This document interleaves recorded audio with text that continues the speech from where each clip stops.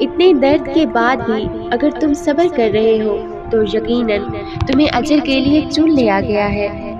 تم نے جو رو رو کر مانگی ہے دعائیں، مبارک ہو، انہیں قبولیت کے لیے چن لیا گیا ہے۔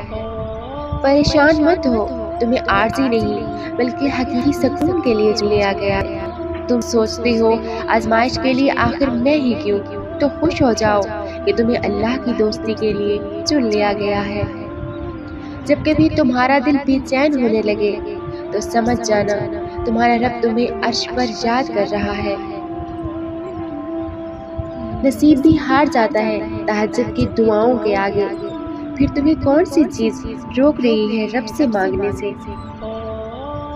جب انسان بچوں کی طرح اللہ کو اپنی من پسند چیز کے لیے مناتا ہے، تڑپ سے گڑ گڑاتا ہے تو وہ مان جاتا ہے۔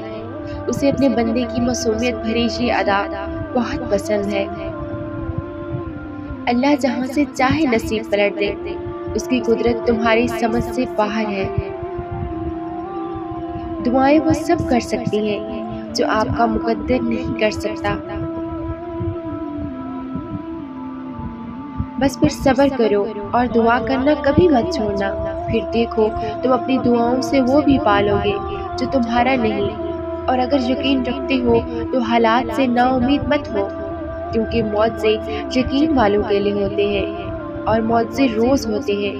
تو پھر ڈرو مت، تم جہاں کہیں بھی ہو اللہ تمہارے ساتھ ہے۔ اور جب صبر کرنے والے درد سے اللہ کو پکارتے ہیں تو وہ ان کے دلوں کو ٹھنڈا کر دیتا ہے اور انہیں ہر گھٹن سے آزاد کر دیتا ہے۔ تمہارا کام بس دعا کرنا ہے، اسباب وہ خود بناتا ہے، اور جلد ہی وہ تمہیں یوں خوش کر دے گا کہ تم پھر سے جی اٹھو گے۔ جب تم دعا کے ذریعے اپنا پہلا قدم اللہ کی جانب بڑھاتے ہو تب وہ تمہیں دیکھ کر خوش ہوتا ہے اور پھر تمہیں قبولیت کے لیے تب تک انتظار کرواتا ہے جب تک تم روز تھوڑا تھوڑا سا فاصلہ طے کر کے اللہ تک پہنچ نہیں جاتے۔ جب اللہ کی رضا کے بغیر اس کائنات کا ایک پتا بھی نہیں ہل سکتا تو پھر تمہارے دل کا بار بار اللہ سے رجوع کرنا، اس سے مانگنا بے وجہ نہیں ہے۔ جو ہاتھوں میں اتنی جان ڈال دیتا ہے کہ وہ دعا کے لیے اٹھ سکے، وہ پھر ان اٹھنے والے ہاتھوں کی لاج بھی رکھتا ہے۔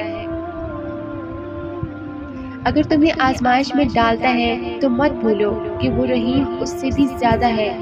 وہ جب تمہیں جنگ کے میدان پر کھڑا کر دیتا ہے تو طاقت بھی اتنی دے دیتا ہے کہ تم پوری دنیا سے اکیلے لڑ جاؤ۔ وقت کوئی بھی ایک سا نہیں رہتا، اللہ تمہیں کبھی بھی مسلسل تکلیف میں نہیں رکھتا۔ کچھ چیزوں کی حقیقت تمہیں بعض اوقات دیر سے سمجھ میں آتی ہے، مگر جب تم انہیں سمجھ جاتے ہو تو تم جان جاتے ہو کہ اس چیز کے دیر سے ملنے میں کتنی ان گنت مصلحتیں تھیں۔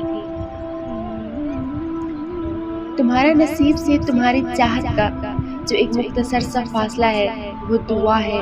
تمہاری دعائیں ہی اختتام میں تمہارے لیے ان دروازوں کو کھول دیتی ہیں جنہیں ناممکن سمجھ کر تم ان پر دستک دینا بہت پہلے سے چھوڑ چکے ہوتے ہو۔ دعا کی قبولیت کے لیے یقین بہت ضروری ہے، اور یقین صبر کیے بغیر کبھی نہیں آ سکتا، اور صبر سے بہترین عبادت اور کوئی نہیں ہو سکتی کہ جب تم اس دل کے تڑپنے کے بعد بھی اللہ کی رضا میں راضی رہتے ہو اور دن رات بے بسی سے صرف اس کا نام پکارتے ہو۔ اللہ ہر شخص کو مختلف طریقوں سے آزماتا ہے، اور کبھی کبھار وہ تمہیں ایسی آزمائش میں مبتلا کرتا ہے کہ تمہیں لگتا ہے جیسے اب تم کبھی بھی اس آزمائش سے نہیں نکل سکو گے، مگر ایسا نہیں ہوتا، کیونکہ اللہ تمہیں امتحان میں مبتلا کرنے سے پہلے تمہارے لیے اس سے باہر نکلنے کا راستہ بناتا ہے۔ وہ بہت غفور الرحیم ہے، وہ ظلم نہیں کرتا۔ اللہ تمہیں کمزور اس لیے نہیں کرتا کہ تمہیں سزا دے سکے، بلکہ وہ تمہیں اس لیے تھکا دیتا ہے تاکہ تم جان سکو کہ تمہاری ساری طاقتیں صرف اللہ کے ساتھ ہیں، اور وہ تمہیں گرا کر ہی سنبھلنے کا ہنر سکھاتا ہے۔ اللہ آزماتا ہی انہی کو ہے جن سے وہ محبت کرتا ہے۔ وہ تمہاری نظر میں چیزیں اس لیے ناممکن بنا دیتا ہے تاکہ تم اس کے ممکن ہونے کے لیے اسے مناؤ، کیونکہ وہ التجائیں کبھی خالی نہیں لوٹاتا۔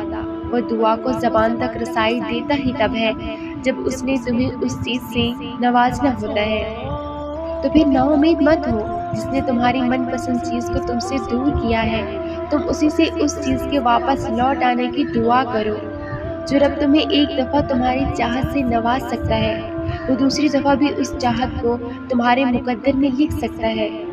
ان منزلوں پر خوش ہو جاؤ جو اللہ نے تمہارے لیے چنی ہے، پھر وہ تمہیں ان منزلوں تک خود ہی لے کر جائے گا جن تک تم پہنچنا چاہتے ہو۔ تمہارا یقین اور تمہاری دعائیں ہی تمہارا مقدر ہوتی ہیں۔ بس تم صبر کرو اور اس سے مانگو جس سے مانگ کر کبھی کوئی خالی ہاتھ نہیں رہا۔ بس ایک اللہ ہی تو ہے جو تمہیں سب کچھ دے سکتا ہے، جو تمہارے نصیب کو تمہاری رضا کے مطابق ڈھال سکتا ہے، جو فرش سے عرش تک ایک ہی اشارے پہ سب کر سکتا ہے۔ وہ جس کا نام السلام ہے یعنی سکون دینے والا، پھر وہ کیسے تمہیں بے سکون رہ سکتا ہے؟ جس کا نام الغفور یعنی بخشنے والا ہے، پھر وہ کیسے تمہیں معاف نہیں کرے گا؟ وہ نام الرزاق یعنی دینے والا، پھر وہ کیسے تمہیں ان چیزوں سے محروم رکھ سکتا ہے جن کی تمہیں ضرورت ہے؟ اس آزمائش اور صبر کے ذریعے سے ہی اللہ تمہیں اس چیز کے لیے تیار کر رہا ہے جو تم مانگ رہے ہو۔